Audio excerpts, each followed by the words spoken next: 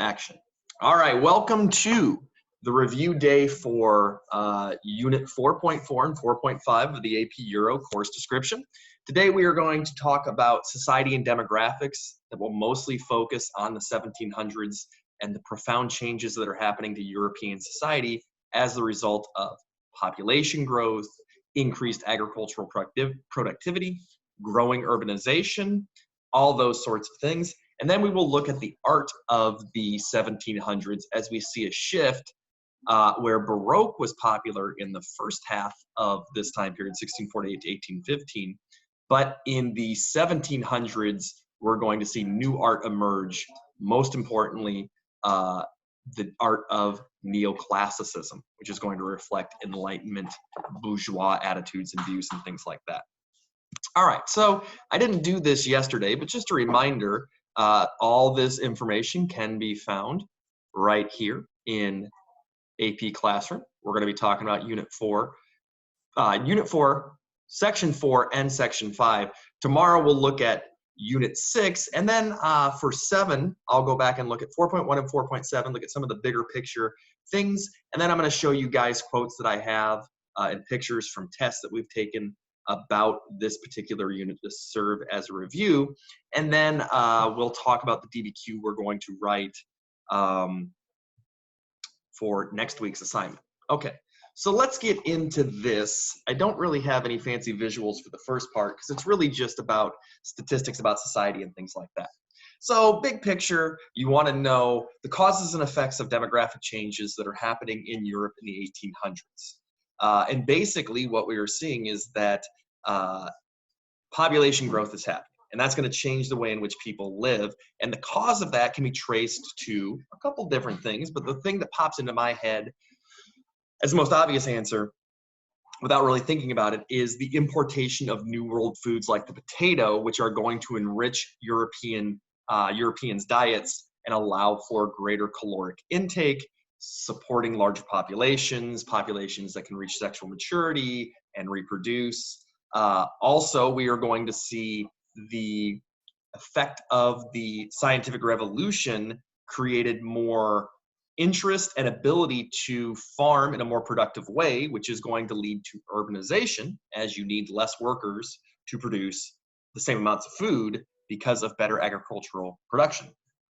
All right, so let's look at the first big demographic thing, and that has to do with the increasing agricultural production that is going on and the increasingly reliable and better forms of transportation that will take place, which are going to lead to a rise in population and a decrease in crises.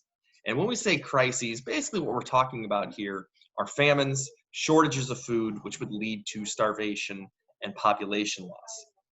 That had been I don't want to say regular occurrence, but not an uncommon thing to take place in European societies prior to the 1700s. But by the 1700s, because of new foods and agricultural techniques, those days of crises will end, and we will see a steady population growth taking place. All right, so let's talk about how farming and food production was done before the 18th century. Basically, you had a bunch of peasants or serfs, depending on where you were talking about, that held really small amounts of land. They would use traditional practices. They were often very conservative and did not want to innovate, nor was there really any real motivation to innovate. We are going to see that there was a lack of transportation that existed, so it was difficult to move food across large areas. The productive techniques, the farming techniques they used were not really very productive. And the weather from 1300 to 1800, it was known as the Little Ice Age, so there were some climactic difficulties as well.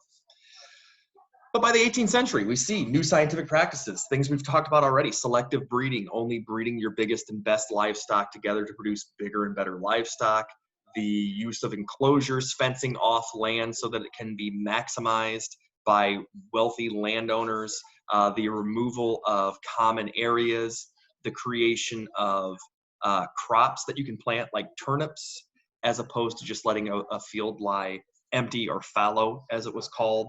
All of this leads to greater food production and ends the crises that we see. And with greater food, you have larger populations, right? It's that old adage, more food, more people.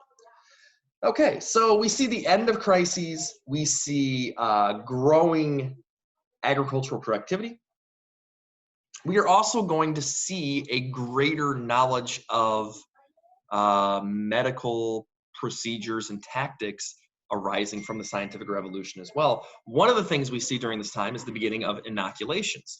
A smallpox inoculation is going to be created, and there is a woman who is mentioned in the course description. Her name is Lady Mary Wortley Montagu. She was a British noblewoman who traveled abroad and was in the Ottoman Empire.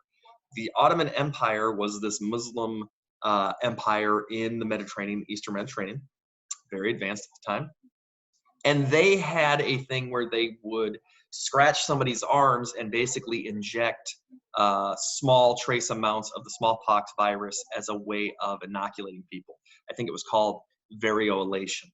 Well, anyway, she sees this, goes home to England, and encourages people to adopt that tactic, and it works. And eventually this will lead to the use of inoculation to prevent infectious disease.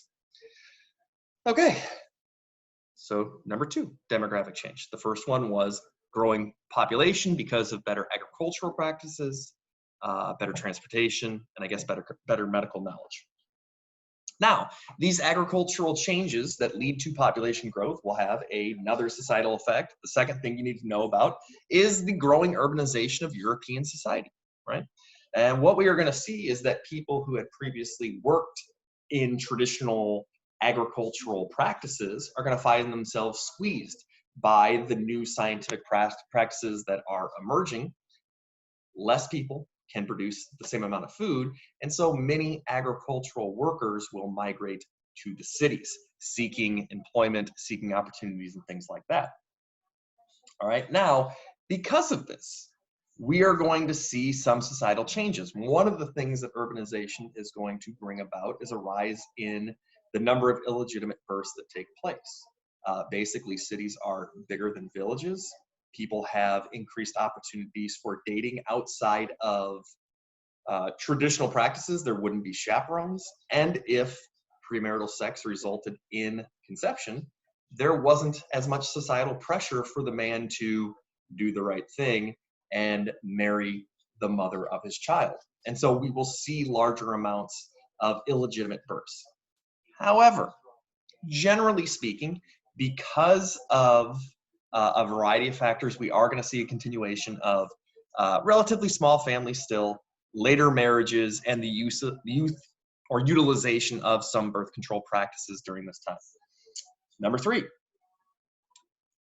as life gets better, as there's more food available and people are less prone to starvation, as we see a growing consumerism in European society and an ability to acquire stuff, life is going to become a little bit better, different. And so these better living and medical conditions are going to cause Europeans to re-examine how they view children, how they view parenthood, how childhood should be looked at. And basically, before, in a traditional agricultural economy, kids are out in the fields working, to support the family and the family economy as soon as they can walk. But now, in the new urban, more comfortable society, childhood is now seen as sort of this age of innocence, as this sort of time just to grow and play and learn. And children are going to be seen as more precious commodities than they had been as well. Also, just psychologically, with the improvement in medical conditions, children are more likely to survive childhood, and so attachments might be easier to form, or you wouldn't be so worried about the loss of a child that maybe you would let those barriers down. All right, so some of the features we see of this new urban society: growth in consumerism, an idea that material goods make life good, a look at children as sort of like precious things that should be enjoyed and loved, and childhood is not necessarily just for working anymore. And then finally, urbanization. We've been talking about it sort of on the periphery. Let's talk about what urbanization causes, why it happens, and what the effects are. Well, the big cause of this is the agricultural revolution, the enclosure movement, the selective breeding, the greater uses of farming practices or whatever are going to lead to a rural to city migration that is going to take place.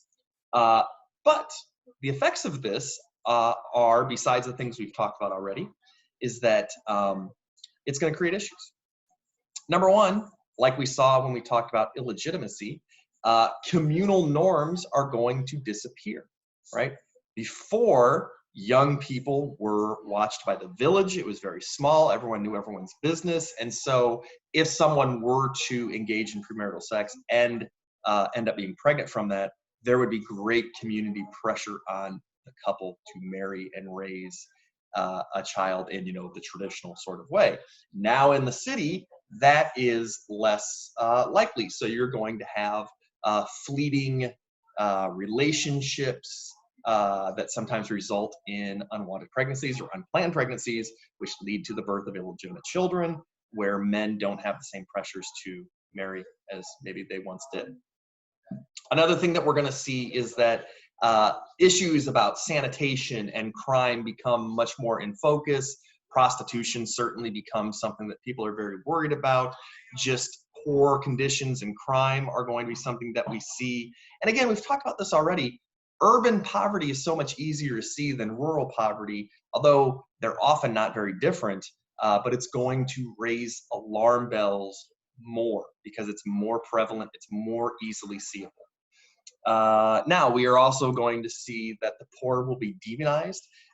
People will explain poverty not as like a systemic failure, not as caused by conditions outside of people's control, but the personal and usually moral failing of the person. The beggar is lazy.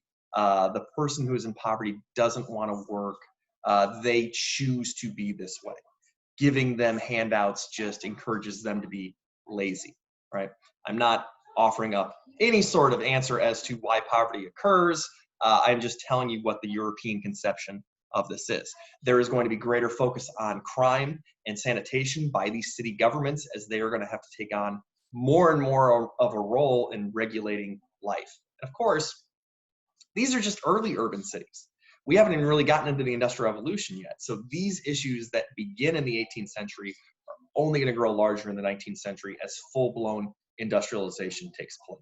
So this is a concept that we are definitely going to, you know, circle back to.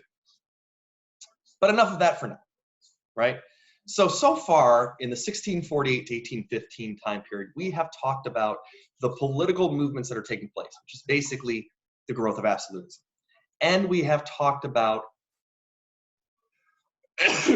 pardon me, we have talked about some economic stuff, the growing capitalist system that we see while there is still some mercantilistic practices going on, particularly in their colonial empires. And we've looked at cultural movements, mostly intellectual movements like the scientific revolution and the Enlightenment. Now we're going to look at the arts. What effect does this growing urbanization? What effect does absolute monarchy? What effect does science and the Enlightenment have on the creation of art during this time? All right, so the big focus that College Board wants you to think about is the change in continuity in European culture that happens in the 1700s. So let's discuss what's going on in the 1700s in European culture. Number one, and this is something we talked about with the scientific revolution and the Enlightenment, printed materials. The printing press, once again, the greater availability of items for people to consume, a growing literate public is going to emerge. We are going to see a huge increase in the amount of printed materials in the 1800s. There will be more newspapers, more magazines, more periodicals, more pamphlets. Some of them will be about scientific discovery or Enlightenment philosophy. Some of them will just be like trashy romance novels or crime novels or whatever. But there is a growing interest in printed material. There is a growing literate public that is emerging. It is interesting to note that although there is an increase in printed materials, there are also governments and powerful institutions like the Roman Catholic Church that will try to censor people's ideas. Galileo is going to be rebuked by the Catholic Church. Voltaire is certainly going to find himself censored by the French monarch at times and having to live in exile. So although there is a growing literate public and there is a growing demand for printed goods, there is also a concerted effort by powerful institutions to silence those opinions that maybe challenge their positions within society. Now, one of the things we're going to start to see with a growing urban population and a growing literate public, we are going to see the emergence of popular opinion. Excuse me. People are going to have opinions about the way things are done. Kings are going to have to address this, right? They're going to have to listen to the public in a way that they never really had before when everything was rural and people were uneducated. So the emergence of popular opinion in the 18th century is only going to be a feature that affects European government in particular, but society in general up until today, right? All right, now the Enlightenment was a big part of this craze for printed materials. We've already talked about the Encyclopedia by Diderot, and of course this was going to be censored by the king, but his mistress allowed for it to be printed, and it's going to run the gamut of topics about what it talks about, and it will find a very eager audience for it. All right, so obviously we've talked about the increase in literacy rate that we are seeing during this time, and that is going to present new learning opportunities and allow for the emergence of new ideas. The scientific revolution is going to introduce discoveries that challenge human beings and our place and our role in the universe and what our existence means. The old science, you know, humans were God's special creation, made in his image and likeness. We were unique amongst everything in the universe.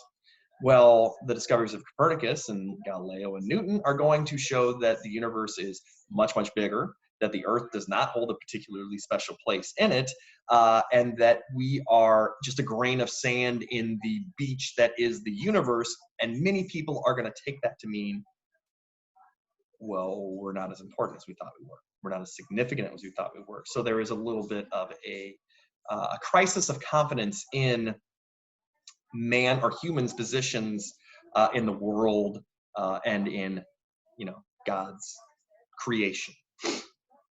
Also, the discovery of the new world is going to challenge old ideas about what the Bible said. All sorts of things are going to be challenged by these scientific ideas. Literature is going to expose Europeans to non-European cultures. We're going to see works that are going to talk about indigenous people in the Americas, or that are going to look at Muslim or Chinese or Indian society. And so these writers are often going to challenge whether European culture is indeed the best. They're going to compare it, sometimes negatively, to ways and things that we see in other societies. And so the Enlightenment is going to challenge ideas about cultural norms and expectations. Just look at Voltaire and his criticisms of Christianity, particularly the Roman Catholic Church. All right, now we get to paintings. So in this time period, 1648 to 1815, it's basically bisected. The first half of this time period, we're going to see Baroque art be very popular. Now, we've already talked about Baroque art earlier. It was influenced by the growth of national monarchy, and it was influenced by the religious conflict of the Protestant Reformation. And so Baroque art, a carryover from the 1600s, a continuity for the first half of this time period, is going to promote institutional power. It's going to represent royal figures in portraiture. It is going to glorify Christianity, particularly the Roman Catholic Church. And we've already looked at some examples of Baroque art, but we'll just look at a couple more as a way of reviewing. So let's look at this one first. Oops. Velázquez. So Diego Velázquez is a very famous Spanish artist. I'm going to show you his work that he's most famous for next, but this is a portrait of King Philip III of Spain, and royal portraiture, right? Using art to glorify the state, to show the power and grandeur of the king. My guy here is rocking a pretty dope turtleneck. Is that a turtleneck? I don't even know what you call that, but it's pretty cool. Well-groomed mustache too, so props to Philip III. Las Meninas is the most famous work of art by Velázquez, considered maybe one of the greatest works of art of Western civilization. This shows a young princess having her portrait being drawn, and then people are coming in while that is happening, right? So again, glorification of monarchy and the royal family, which makes sense because Spain has a very strong absolute monarchy during the early part of this time period. Moving on, we're going to look at sculpture. This is Bernini. I know I already showed this one, used in Catholic churches to show the glory and ostentatiousness of the Roman Catholic Church. Now, here's where we get some changes. So this right here, let's see if this will. This right here is by Johannes Vermeer. It's called The Milkmaid. This is art in the Netherlands. Now, if you remember, in the 1600s to 1700s, the Netherlands is experiencing their golden age. Great commercial wealth, great economic prosperity. And so Dutch artists are going to focus on private life, right? Which is what's going to differ from the Baroque. Baroque showed scenes of religion and governmental power. Now we're going to get everyday life. And so this reflects the work of a woman working in an urban area, The Milkmaid by Vermeer. It is going to reflect an urban and bourgeois society. It is going to reflect the economic growth and power of the Dutch during their golden age. So let's take a look at another painting. This right here shows another familiar feature of Dutch art during this time is it will show a lot of seascapes. And so boats sailing in water. Again, a lot of Dutch prosperity came from their vast commercial empire that stretched across the globe. And then I didn't pull this up again because we've already looked at it, but still life is again another everyday life sort of thing. So that's one way that that art changes during this time. A move from Baroque to the Dutch Golden Age, which is going to show urban, bourgeois, commercial interests, everyday life, those sorts of things. So if you see any questions about Dutch art during this time, that's usually what they entail. The second way in which art changes is the emergence of neoclassical art. And neoclassical art is going to promote Enlightenment values to an urban bourgeois society again, and it is going to focus on the public good. Self-sacrifice, citizen participation, glorification of Greece and Rome as paragons of sort of like democracy and citizen participation. And so hopefully you've caught the theme of urban bourgeois, right? As society transforms, as population grows and becomes more urban and commercial, culture, reflected by art, does that as well. And so here is a collection of works by the most famous neoclassical artist, Jacques-Louis David, a French painter. Here we have the Oath of the Horatii.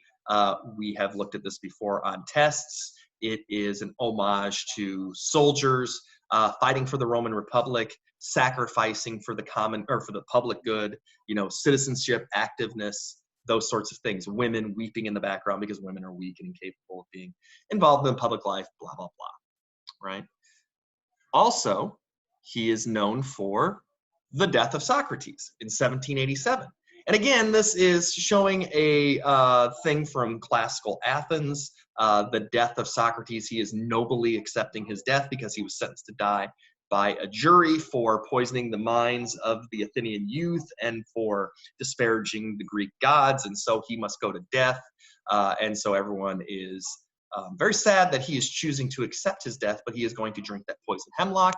And then what the Enlightenment is leading to, we will see in neoclassical art as well. The oath of the tennis court oath, the beginnings are actually, the beginnings of the French Revolution, and actually putting these Enlightenment ideas into practice, which will forever change Europe in every way, shape, or form, right? And so the Enlightenment is going to focus on the public good and those sorts of things.